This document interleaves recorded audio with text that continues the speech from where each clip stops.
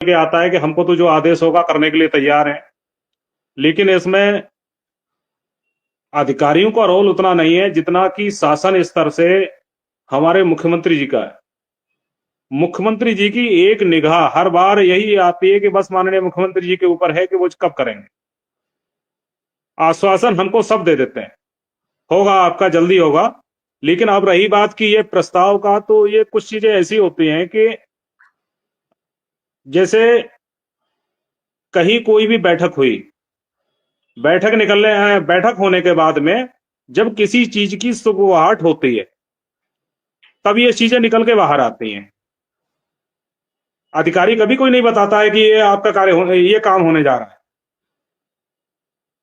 तो जो चीजें अभी बीच में जब माननीय मुख्यमंत्री जी का आदेश था तभी ये सब निकल के आया, मीडिया की तरफ से भी छापा गया, और प्रिंट मीडिया हो, इलेक्ट्रॉनिक मीडिया हो, सारे, जब तक कुछ अंदरूनी कुछ होगा नहीं, ये सब चीजें नहीं निकलते हैं। और अभी तो हम आपको बता दें जितना, अब चूंकि आपका चैनल है, इसकी अपनी मर्यादा है और हर चीज का ओपन तरीके से बात कहना तो उचित नहीं होगी, लेकिन हाँ इतना जरूर है कि माननीय मुख्यमंत्री जी के संकेत हैं आपके शिक्षा मित्रों के लिए या अनुदेशकों के लिए कि इनकी समस्या का समाधान किया जाए, उसकी व्यवस्था बनी।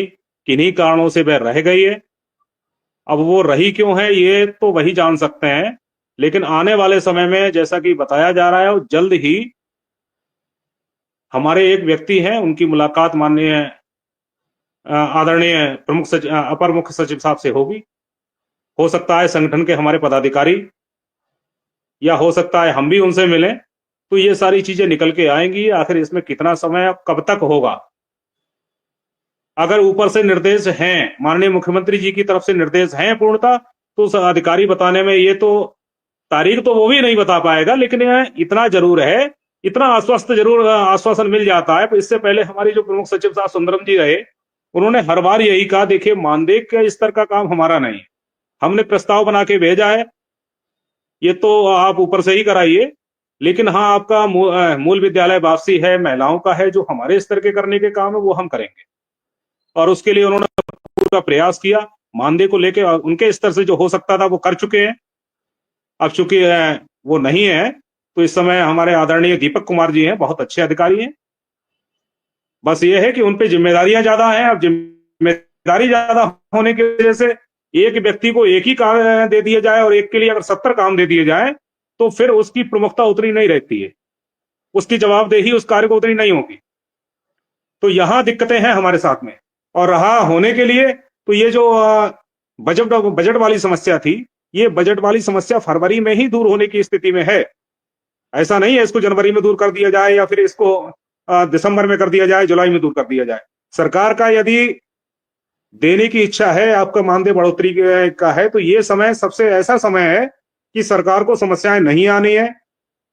और चूंकि ये डबल इंजन की सरकार है, तो हमको नहीं लग रहा है, सिर्फ इनको भेजना है और भेजने के बाद तय समय अनुसार उसकी अप्रूवल भी मिलेगा, और आपकी जो मानदेय की प्रमुख समस्या है उसको दूर करने में हमें नहीं लग रहा है कोई दिक्कत होगी सरकार। फिलहाल कुछ ऐसी उम्दा जानकारी जो शिक्षा मित्र अन्वेषकों को लगे कि वास्तव में संगठन सरकार दोनों मिलकर कुछ करना चाहते हैं। क्योंकि देखो, एक बड़ी बात है कि बहुत दिन तो गोल गोल अब आप भी घुमा नहीं पाओगे, आप भी समझ रहे हो, क्योंकि धीरे धीरे समस्या बढ़ती चली जा रही है। अगर आज आप फिर कहो कि सरकार को भरोसा है, बजट सत्र निकल जाए, फिर भरोसा न बने, तो ऐसी कोई एक तैयारी तो कीजिए जो सरकार से ये बात बन सके कि बजट सत्र में तो हो जाए, वरना ये सब अन्वेषक और शिक्षा मित्र बिदक जाएगा। ये तो संदेश जो विधायक हैं उन्हें भी देना पड़ेगा, जो आपकी मदद करना चाहते हैं अधिकारी उन्हें भी देना पड़ेगा, जो इस टाइप की बात कर रहे हैं, जो बड़े नेता है, चाहे वो एमएलसी है, शिक्षक विधायक है, मंत्री है, सहयोगी दलों के नेता हैं, चाहे वो ओम प्रकाश राजभर हो, चाहे डॉक्टर संजय निषाद हो, अनुप्रिया पटेल के पति आशीष पटेल हो, या फिर जयंत चौधरी हो जो केंद्र में शिक्षा राज्य मंत्री है। जयंत चौधरी जी को पूरा पता है, मैं पिछले कई दिनों से उनके प्रवक्ताओं से संपर्क साध रहा हूं, नहीं बात हो पा रही है। इस सब के हिसाब से उन्हें ये तो बता देना चाहिए, किसी को आम नागरिक को मत बताओ, लेकिन शिक्षा मित्रों को तो ये जानकारी दे दो कि भाई अभी 15 दिन कुछ मत बोलो, लेकिन अगले महीने हम आपको गंगा पार करा देंगे।